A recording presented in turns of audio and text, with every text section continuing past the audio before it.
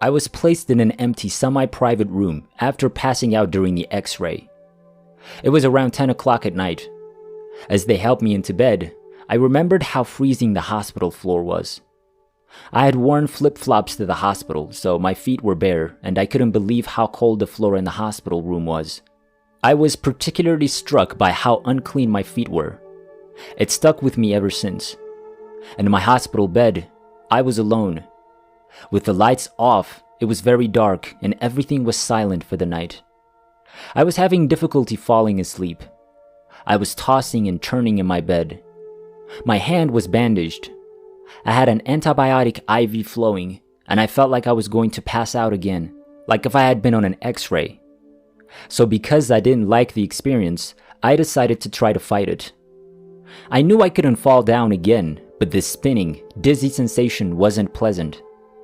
I rolled onto my left side, gripping the bed rail. I believed I was done swooning when the sensation passed. When I flipped onto my back, I realized I was no longer in my body. My first impression was unusual. I couldn't feel anything in my body, but I knew I wasn't paralyzed. I sat up and felt as though I were passing through a warm gel wall. I'm not sure how to put it. Really strange, as in thick, heated shampoo. It wasn't dry or a liquid. It felt like both at the same time. I swung my legs off the bed and stood up, feeling no pain. It was at this point that I noticed the hospital floor was no longer cold. I couldn't feel what the temperature of the floor was. I could see my body on the bed, but I wasn't scared of it or bothered by the fact that I was outside of it. It was the same experience as getting out of your car. It's there, it's parked, and you've forgotten about it. I wasn't concerned at all. It wasn't frightening, and I never worried about it. The chamber began to expand at the time. It became bigger and altered.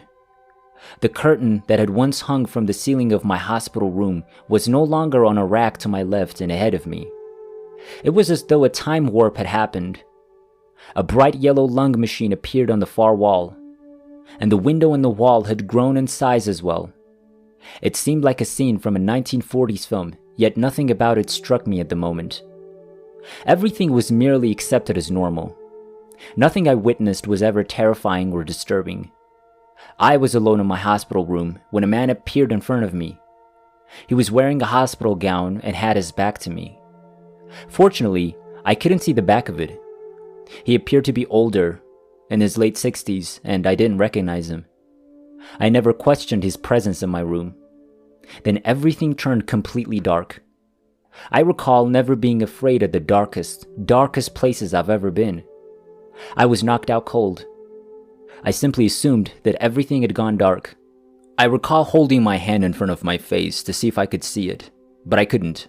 I knew I was still standing and that I had not left my hospital room. I hadn't even moved from the edge of the bed. However, everything was pitch black. The word room is incorrect. It's a location. I could see it was massive and yet so close. It was deafeningly quiet. There was no noise and there was nothing in there with me. Nothing seemed wrong with me. It had all the pomp and circumstance of waiting for the school bus or my mother to fetch me up. It wasn't frightening and I wasn't concerned. I was thinking of the school kids on the playground who used to mock me for not being baptized and tell me I was going to hell because I wasn't baptized like them. God?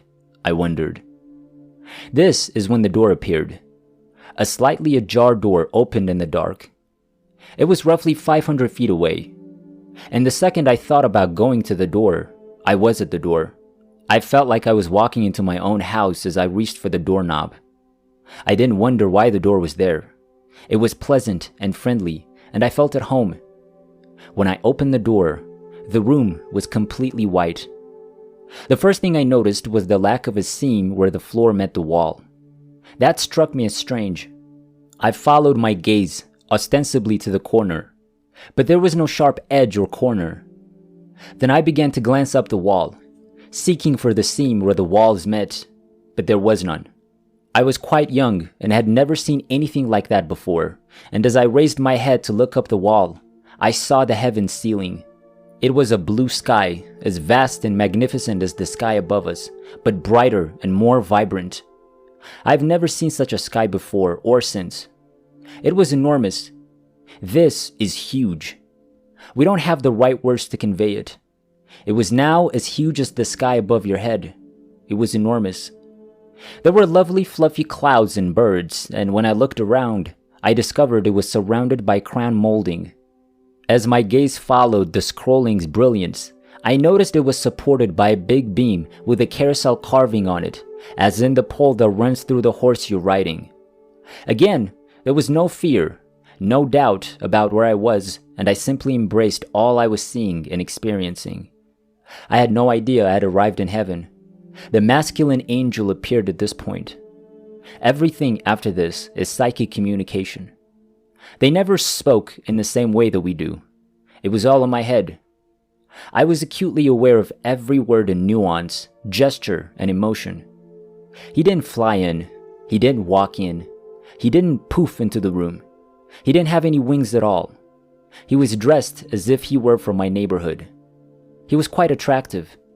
He reminded me of a boy from my school. He was tall, blonde, and gruff in appearance.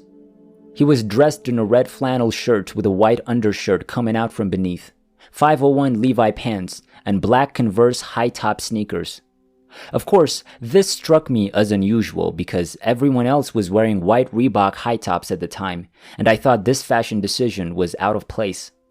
He smirked and asked, "Do you want to stay?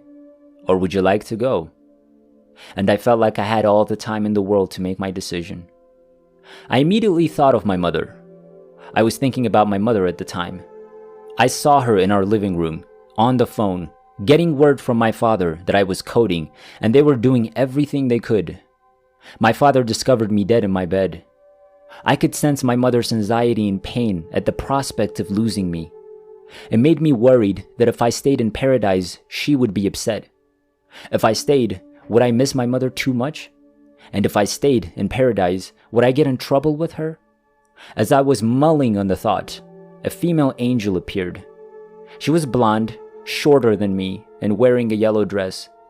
She also lacked wings. I didn't understand I was conversing with angels at first. Then she added, "You don't have to worry about that. Your connection with your mother will alter later on." And I had no more worries about what my mother thought or felt about my decision. And the scene of her on the phone with my father ended. I had no idea where I was, who I was talking to, or what was going on at this point. I wasn't perplexed either. Everything was simply accepted as if it were the most natural thing in the world. And I was debating whether to stay here with these folks or return to my life on Earth. Something strange began to happen at this point. I had the impression of being two people at the same time. Not like my soul was ripped apart or anything. I appeared out of nowhere. At the same moment, there was another me. The previous self was wiser, older, and knew things I didn't. It's what I term flying control, because they act as the control tower. It's difficult to put into words. The part of me that was debating whether to stay or leave, and the part of me that was already there. I knew that part was going to be long-term, therefore I never left this spot. It's difficult to describe or explain. As the angel, who did not want me to return to Earth, shouted against my return, the other half of me responded with reasons to return. I still need my son, I reasoned, and I realized instantly that having my son was part of my life's purpose. Being his mother and raising him was one of my life's objectives. Nothing about his father or anything, just that I had to have my son and raise him. And I knew it was much later in my life, in my 30s. I stuck a pin in it. "Your life will always be a battle," the angel stated. That made no sense to me. I'm just 17 and don't have a brain, so my first thought or question was, for food? Shelter? And there was no answer. But I knew the struggle wasn't about money, food, or anything else material. It was about something more, and it was coming soon. The angel then told me, there are decisions you can make that will cost your soul. And once again, I had no idea what that meant. Zero. War was shown to me by the angel while I stood there puzzled. In this video, I was older and on Earth. I was considerably older, my current age, and jogging with a group of people headed by a soldier. However, I couldn't locate the uniform he was wearing. It was khaki in hue, and our soldiers in the United States wore green fatigues. As a result, that made no sense. I realized the guy had a rifle, and we all ran for cover. I could see the smoke, hear the bullets being fired, and see the sandbags and block walls that we were fleeing for. The soldier was also wearing a square backpack, which reminded me of World War I soldiers, but it was very square and not rounded at the corners, which was strange. The scene then ended. This female angel who had shown me everything was being blocked by someone I couldn't see or hear. They were talking, and I knew it had something to do with my free will if she showed me anything else. The individual who arrived never showed up. The woman I was speaking with was now standing in front of a very long sheet hung on a clothesline. I could only see around 80 people behind her a short distance away, but I knew they were there to greet me.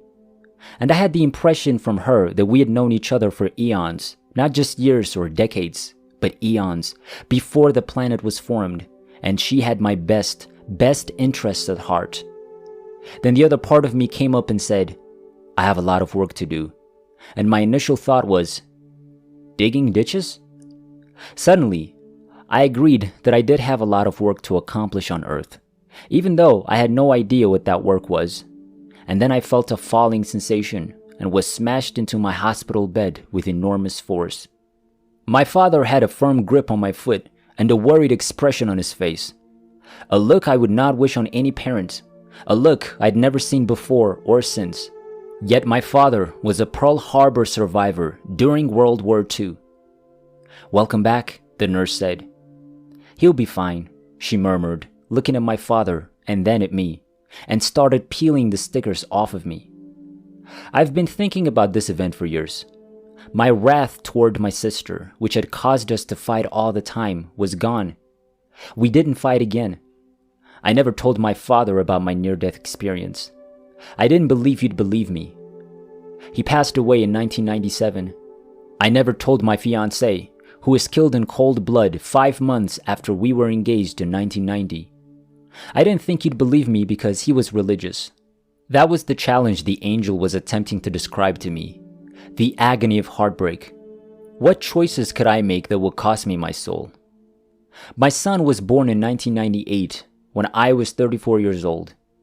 My son is now 23 and works as an EMT. I also told both of my children about my NDE. Other things have come true as a result of my NDE. My relationship with my mother shifted. We no longer communicate. She's distraught and in the care of my sister. When I was 40 years old, I told my mother about my NDE. She said that the work I needed to do was spiritual. What about the war? That is yet to be determined, but I know I'll die from it. After seeing that war scene, I saw no more of my life. I believe I was hit, but only time will tell.